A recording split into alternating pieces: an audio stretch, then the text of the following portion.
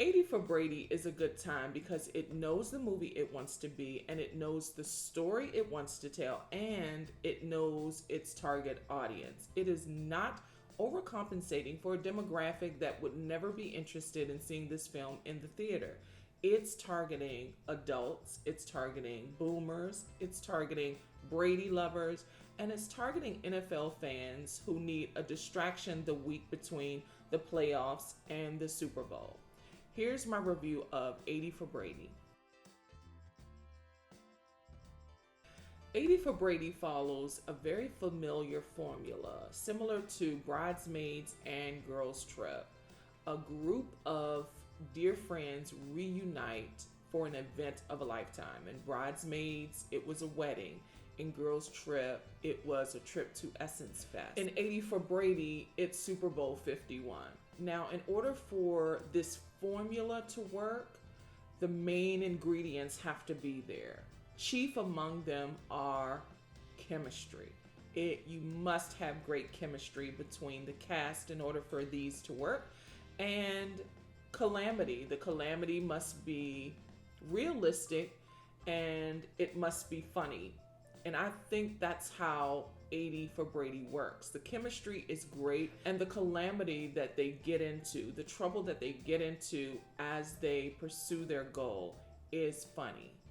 Not just because it was written in the script, but because these group of women have great chemistry. 80 for Brady is loosely based on a true story and stars Lily Tomlin, Rita Moreno, Jane Fonda, and Sally Field. They are four best friends. Now, Lily Tomlin plays Lou, whose cancer is in remission, and she attributes that good luck, that good fortune, to a chance game they watched. They watched a Tom Brady playoff game by accident and attributes his game to her good fortune. And so every year they watch him play football to keep her cancer in remission. Well, secretly, the cancer returns, it recurs, and she believes if she could just get to the Super Bowl and meet Tom Brady, that she can finally get rid of her cancer forever. So the girls devise a plan to get to the Super Bowl. At first, they try to win some tickets,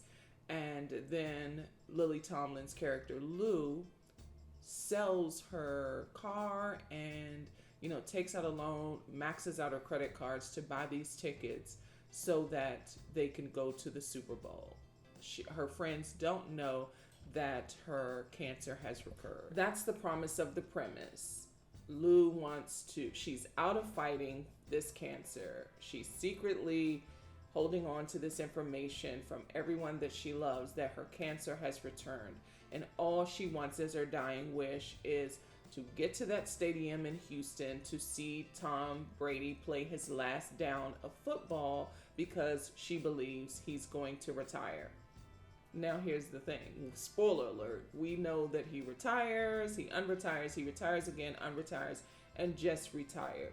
But that is the promise of the premise. She's out of fighting, she just wants to get to see him play his last down of football. That's really the basic story. Of course, calamity ensues. There are a few burgeoning romances, just a little touch of it. They don't really go in deep. Some comedy, some cameos. It's a really heartwarming story. Again, it is not chasing after a phantom audience that is never going to see this film in the theaters.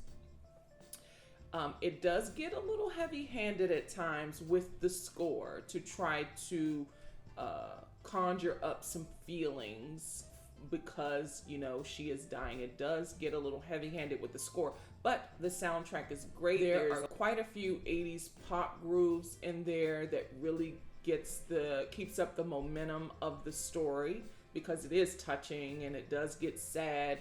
But again, the score gets really, really heavy-handed in parts to really force feeling.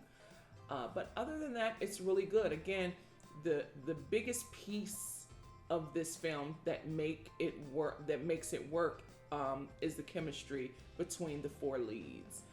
Tom Brady is a producer on this film. It seems like The producers of this film thought Tom Brady was going to be in the Super Bowl this year because he's been, he's defied odds before. And so the timing of this film is strategic because I just think that they thought he'd be in the Super Bowl, and he probably was going to be.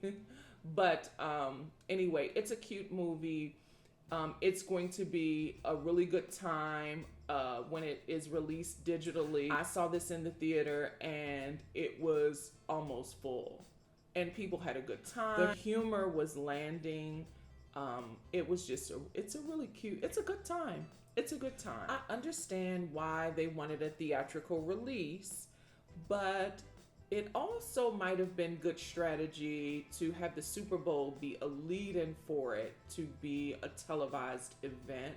But I do understand why they released it in theaters. Again, you could wait for this to be released on digital and still have a good time, or you can pay to see it. It's not a waste. It's funny, it's heartwarming, it's charming. If you love Tom Brady, he's decent in it. He's not going to be nominated for an Oscar. He's decent in it. He's in on the joke. And of course, these legends are giving you exactly what you expect from them when in a sports comedy. I recommend it. 80 for Brady is in theaters now.